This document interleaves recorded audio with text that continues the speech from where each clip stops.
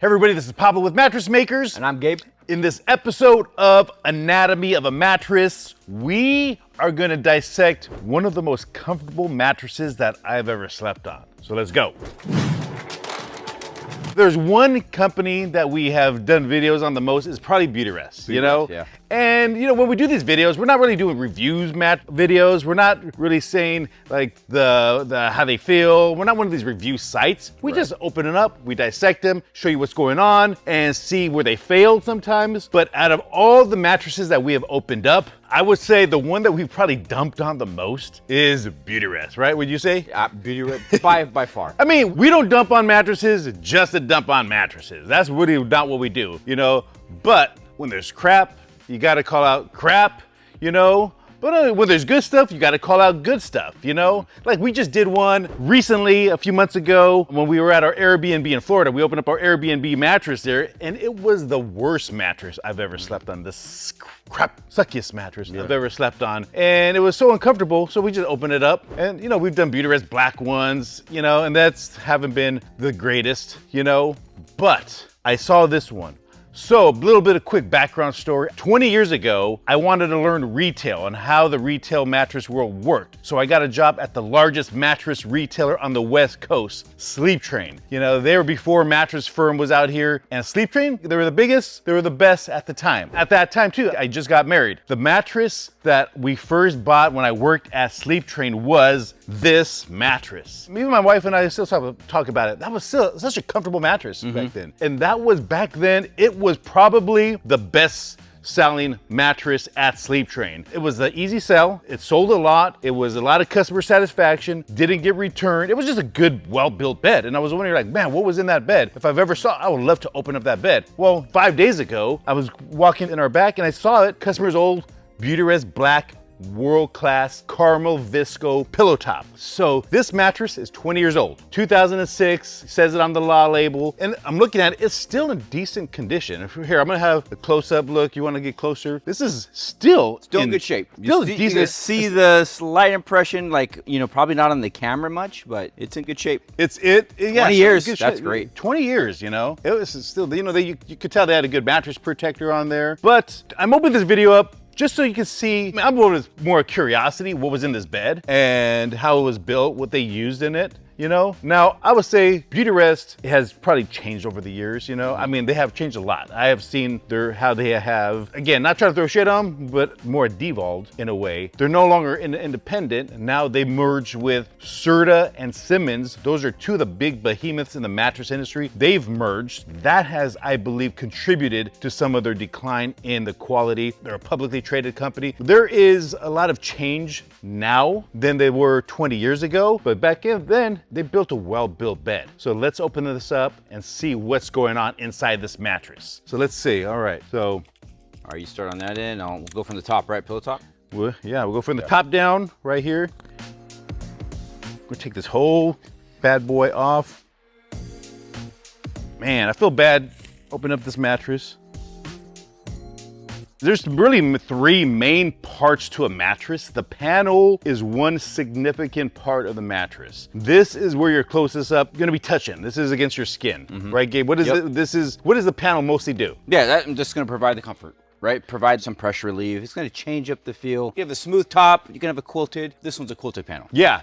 Out of all the things, everything is gonna affect your comfort on the mattress. Everything's gonna affect the support of the mattress, but out of all the layers that are in the mattress, this is probably gonna support you, affect the comfort the most. Yeah. The closer you are against your skin, the more it's gonna affect the comfort. Yeah, well, let's open this up. Let's open this bad boy up. So before we open just took off the pillow top, we're gonna open up the panel.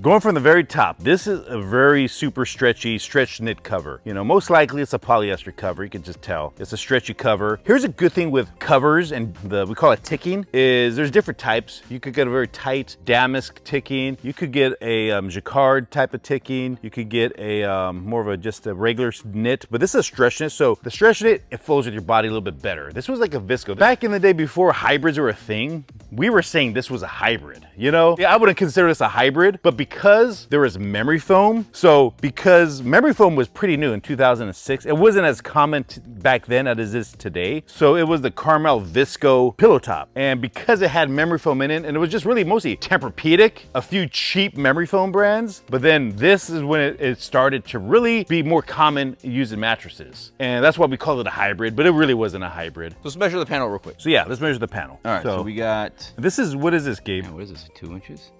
This fiber? This right here? This will be the fire retardant. Yep, this is the fire retardant fiber, and gives it a little bit more loft too.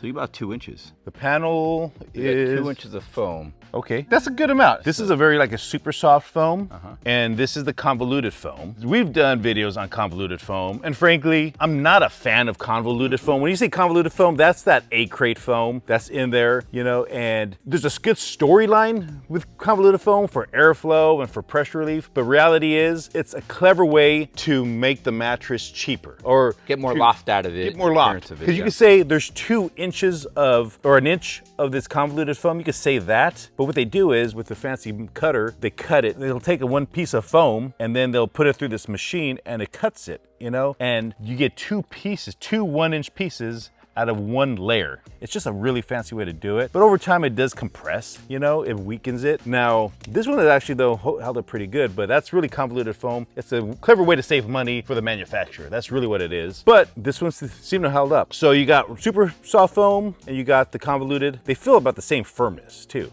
you know? Pretty dense, you know? Like I've seen foams these days, they're a lot lighter. Okay, this is where the Visco comes in. How much Visco is in this one? When I say Visco, it's memory foam. Visco is the fancy technical term for memory foam. I mean, you probably call it about a 3/4, half an inch. 3/4 or half an inch or 3/4? It's like 3/4. Yeah. Yeah, I mean, total, overall, this is a 13-inch thick mattress. Or 13.5-inch thick mattress. This is total? Yeah. Okay. The total height of it. And then this is another Gabe, what is this? And then you got another A-crate foam, the convoluted foam. And it goes by what we do teach though. What do we teach? Less is more. Less is more. Yes. Right? So why did it hold up? I mean, at that time, they might have been using higher density foams. Yep. You know, less is more. They weren't just stacking it with all these small, like 1/2-inch layers. Yep. You know, and I mean, you could see it did last. So with World Class was their second to the top tier, you know, at least in the mainstream. Back then in 2006, I believe it was the Exceptional line and then the World Class line. And then about a year or 2 after this, that's when they brought in the BeautyRest Black. They still had the World Class and then the BeautyRest Black became their top level. Yeah. But they actually took a break from the world class type of, you know, just classification levels. But they're back. They actually do have world class level now. I was looking at some of the specs on now the world class. They're not really going by the less is more, you know. You were just showing me some of the layers. Yeah, there is actually a lot more layers now than what they did back in the day. And that just tells you, you don't need a lot of layers stacked on top of each other to make it comfortable, right? You know? I mean, why do we say less is more? Yeah, well, one, I mean, it's durability, right? But also for the support, you don't want to be too far away from the support system, right? Yes. The coils. You know, you got too many layers stacked up, then you lose support. Yes. You know, if you just have an inch of foam over it, then you're like, okay, well, it's too minimal. Then you don't got comfort relief. You know, that pressure relief. So there's that balance. But let's take a look at the coil. All right, so let's go. So it is an edge-to-edge coil. So they've got one on the comfort layer, and the panel, they got 2 1-inch layers. In the comfort layer, they have a 3/4 inch Visco, and what did we say, about an inch? About, yeah, let's see, that's about, I mean, what they would say, right? They would say that's 1.5 inches, right? Yeah. Of foam. Cushion foam, all right. So let's open this bad boy up. This is not a super soft foam, but it's pretty, I would say it's close to almost like a 24 ILD. If I had to guess the firmness, this is about a 24 ILD. Yeah, it's kind of like in the medium firm feel, right? And then for the wire, let's see the wire. Okay, so you know, now here's one thing you're gonna notice. Let's go back a little quick. This is the edge. One big thing I noticed back in the day, you notice that there's no foam encasement. This was actually edge-to-edge coils. And BeautyRest, they were one of the originators of the pocketed coil. This is scrim, by the way. This little thing, scrim, that keeps the foam from seeping in through the coils. So But yeah, they're one of the originators of the pocketed coil, or at least they made it really popular with the bowling ball commercial. If you remember that bowling ball commercial, these guys were it. They're great for motion separation, great for couples. You know what I noticed about these coils too? Is they're just more tightly compact. Yes. Compacted. They're not as like loose and stuff like that as like what we have seen.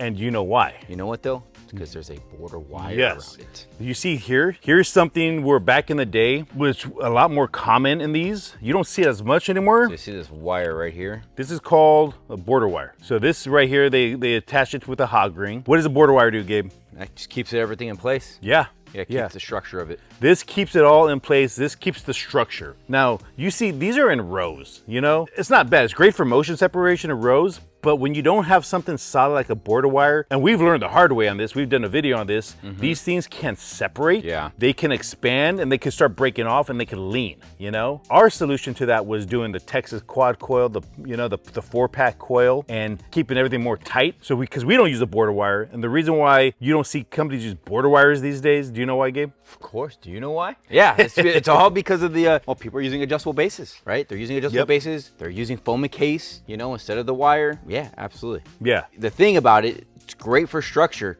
but then the adjustable base. Now, we did a McCroskey bed, you know, that had border wire. That's right. That's right.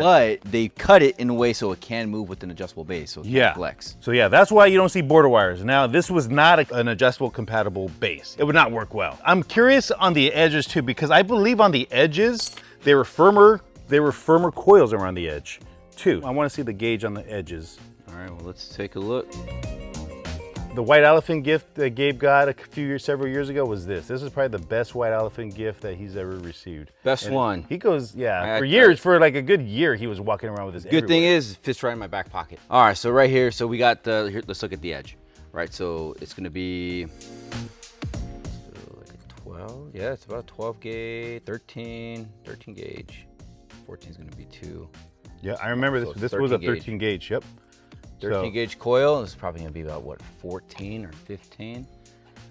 14, 15 gauge. Yeah. Yeah. This is a 15 gauge. 15 gauge in your sleep surface, and then a 13 around the perimeter. So the rule is, the thicker the coil, the lower the number of the gauge. Yes. Yeah. The thinner the wire, the higher the number, and the thicker the gauge, it means it's gonna feel firmer. It's gonna feel firmer. So.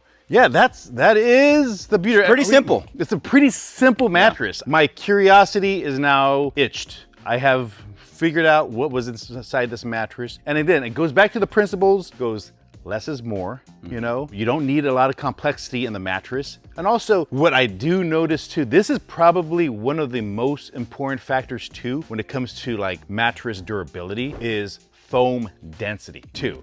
I'm your density.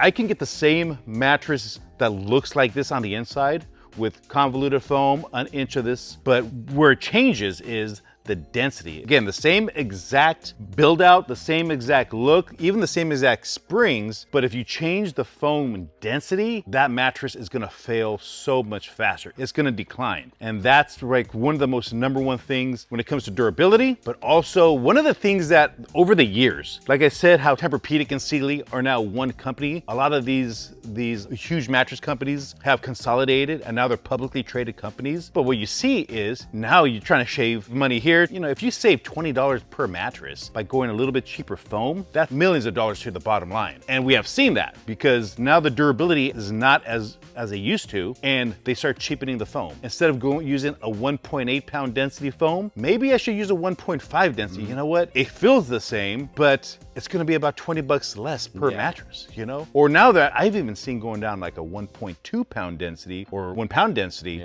and that's really lightweight and that's cheap, but that's gonna break down quick. And again, they look beautiful, but it's just air, you know, just go right through it. Yeah, nothing to it. So when you're on your mattress shopping journey, here's one thing I would definitely ask. If the salesperson knows what you're talking about, what's the density of the foam? We use latex. We don't use a lot of polyurethane foam in our mattresses. We use latex. When we do, we use 1.8. Yeah, there's some mattresses that will use the polyurethane foam, but yeah, like you said, it's all about the base. I mean, the density, all about the density. So, hope this helped you guys. Gabe, anything we're missing? If you like this channel or like this video, please give a thumbs up, like it. Just helps spread the word. If you have any questions on your mattress shopping journey, if you want to talk to myself or Gabe or even one of our trained mattressologists, you could call our store. I'll put a link below and I'll put the number below. We have a mattress guide too, walk you through the mattress. You can download the guide. If any mattress salesperson read that guide, they'll be a much better mattress salesperson. Yeah. Like if any guy from Mattress Firm would read that guide, it would do him well. We get other store people calling us sometimes, asking some questions, so. I do. I've had other mattress guys call us up and pick our brain, you know? So, but yeah, hope this helped you guys. Thank you for watching. God bless you. Sleep well. Good night. Good night.